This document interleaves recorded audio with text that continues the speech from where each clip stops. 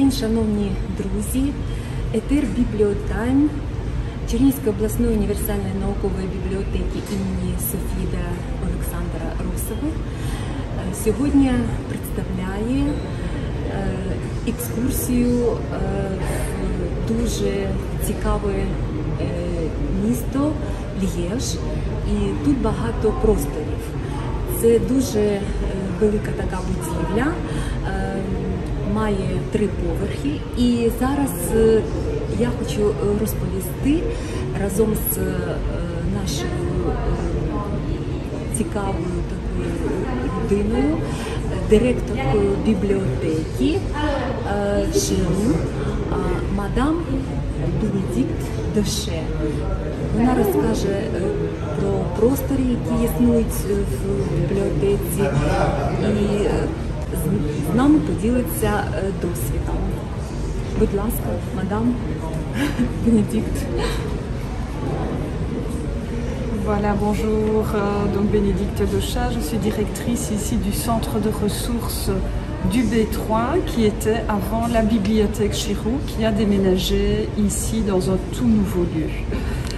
Alors, je réponds aux questions ici, mais donc la bibliothèque Chirou, elle existe depuis 1970, donc ça fait plus de 50 ans qu'elle existe. Et maintenant, depuis le 24 juin 2023, elle est installée dans un nouveau quartier à Liège, vraiment dans l'idée de pouvoir revitaliser aussi ce quartier, puisque c'était une friche avant qui était laissée à l'abandon ici au niveau du terrain. Voilà. Alors, au niveau des documents que nous avons ici au centre de ressources, nous avons 600 000 documents qui sont disponibles.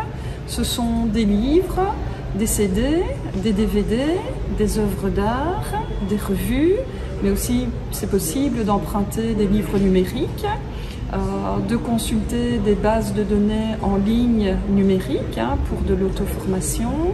Et nous achetons très régulièrement alors des ouvrages pour essayer de pouvoir proposer des nouveautés aux usagers ici du centre de ressources du B3.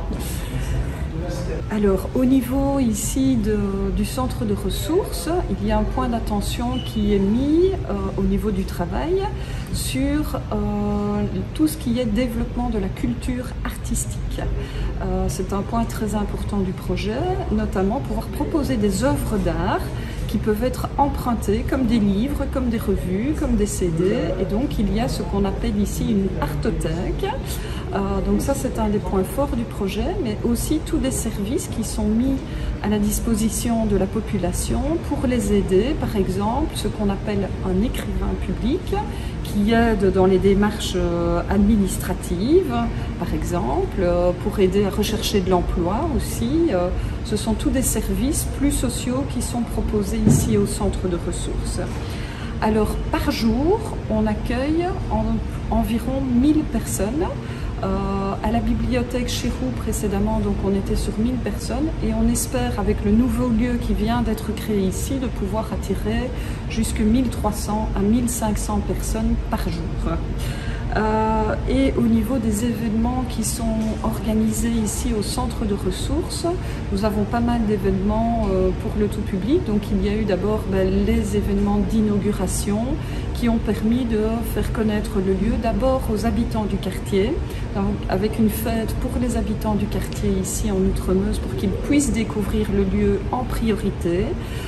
Mais aussi toute une série d'activités, notamment par exemple une opération qui s'appelle la Fureur de lire, et c'est l'occasion voilà, de proposer des activités conviviales, familiales avec le public. On a aussi un événement qui est destiné au public adolescent qui s'appelle Livre Ado, et qui permet aux adolescents de rencontrer des auteurs, de voir des pièces de théâtre, de livres qui ont été adaptés, en tous les cas pour le théâtre. Et c'est l'occasion de travailler avec énormément d'écoles ici autour de Liège sur ces projets. Et alors, la poésie est aussi un axe qui est mis en avant au centre de ressources. On a déjà participé à des festivals de poésie avec différents pays, donc ça pourrait être une piste à envisager, en tous les cas, d'avoir un festival de poésie, ou en tous les cas un événement autour de la poésie ici au centre de ressources du B3. Voilà, donc ici on est au cœur du centre de ressources, dans ce qu'on appelle au niveau architectural, vraiment le troisième lieu. C'est un enjeu important du projet.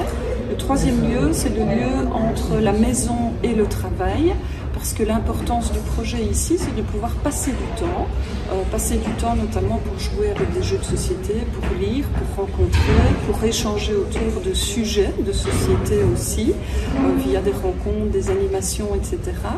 Et donc le centre de ressources, il est structuré en pôles thématiques, c'est-à-dire qu'au niveau de l'organisation des documents, tous les supports sont mis ensemble sur un même contenu. Vous allez par exemple retrouver en histoire aussi bien des livres d'histoire que des revues historiques, que des DVD documentaires, aussi donc l'occasion d'appréhender le sujet sous différentes facettes.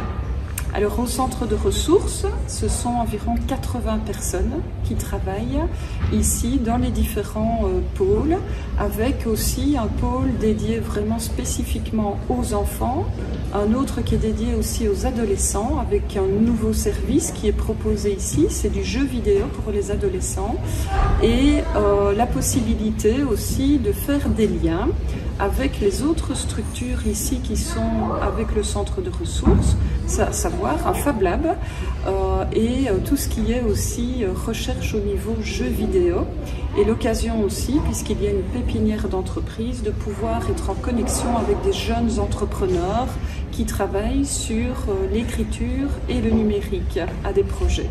Voilà, donc tout ça, ces trois piliers qui sont le centre de ressources, l'exploratoire des possibles et la pépinière d'entreprise forment ce qu'on appelle le B3.